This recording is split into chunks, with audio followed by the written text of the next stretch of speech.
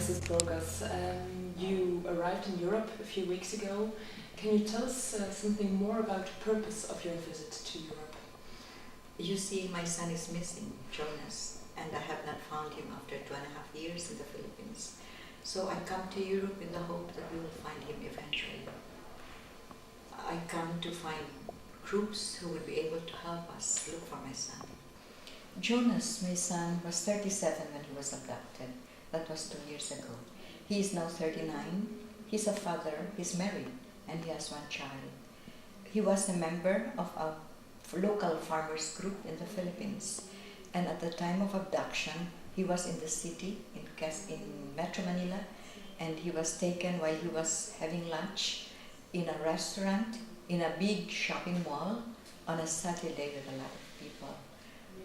During the hearings, we were able to establish that he was abducted by elements of the armed forces of the Philippines. How widespread is this problem of enforced disappearances in the Philippines? There has been a lot of abductions. From 2001, when our President Arroyo became president, we have already recorded more than 200 abductions, but the number is much, much more because those who have been abducted in the provinces have families who cannot come to Manila to report the cases. The others whom I know whose abductions happen near Metro Manila are too scared to come and file the information with the human rights group in Manila. So I think for a country that's democratic, it is really widespread and it's not good. Mm-hmm. We fear that from this date up to 2010, the disappearances will still rise because they have to implement this state policy, which is supposed to fight terrorists. It's an anti-terror program, which they call Oplan Pantaylaya. But the problem is that the implementers focus on those who are not armed because they're more vulnerable. I think we will obtain justice only after this present administration is gone, after the elections. Are there any cases in which the perpetrators have been brought to court, or how is it possible to seek justice in these cases? Well, you see, Anushka, we have tried everything. In the case of the Burgos family, I have tried to avail of all the processes. I have sought relief from when we learned that it was something like, it was done by a military people, personnel. We have tried to go to the armed forces of the Philippines. I went to the task force USIG. I talked to the head of the intelligence service of the armed forces of the Philippines. We have filed complaints with the Philippine National Police at the national level and at the local level. My son has gone to the National Capital Region Criminal Investigation Division group, but we were not able to find my son. I went to the Justice Department. I filed a case with the Court of Appeals, with the Supreme Court, and the hearing went on with the Court of Appeals. After several months of hearings for the writ of habeas corpus and the writ of amparo, I failed to get the writ of habeas corpus, all because the armed forces of the Philippines said they didn't have my son. They just denied it. I wanted more reliefs from the writ of amparo so that I could visit the camps and see if my son could be, in one of these safe houses. So I filed again a petition for review and reversal of this resolution with the Court of Appeals, with the Supreme Court, and that was in August 1 last year. Up to now, more than a year has passed, but the Supreme Court has not decided on the case. I do not know how we will be able to seek justice in the Philippines. There is zero resolution of all the cases. Not a single case has been solved, which means that the government is not sincere.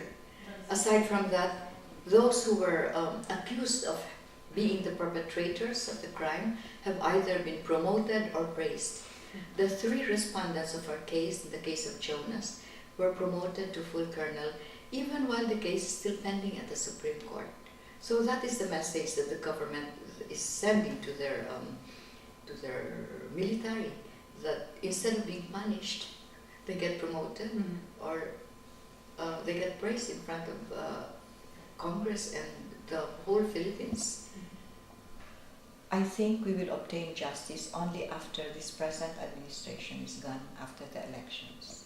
You are meeting a lot of people. Can you tell us which kind of people you have met up till now, what kind of organizations, and how they can help to support this case?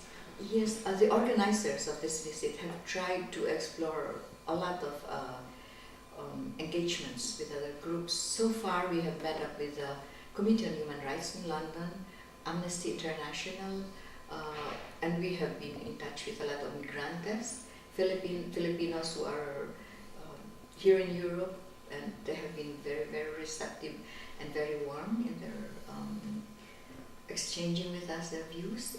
We have also been able to talk to some MPs, members of parliament, both in London and in Germany, and hopefully here in Brussels. We really like to talk to everyone who would care to listen to us. That disappearances are happening in the Philippines. That even if the government is winning the propaganda war, saying that human rights are respected in the Philippines and that violations are being addressed, I am proof enough that it is not being addressed. Do you get any reactions from Philippine officials or government officials following your visits to abroad?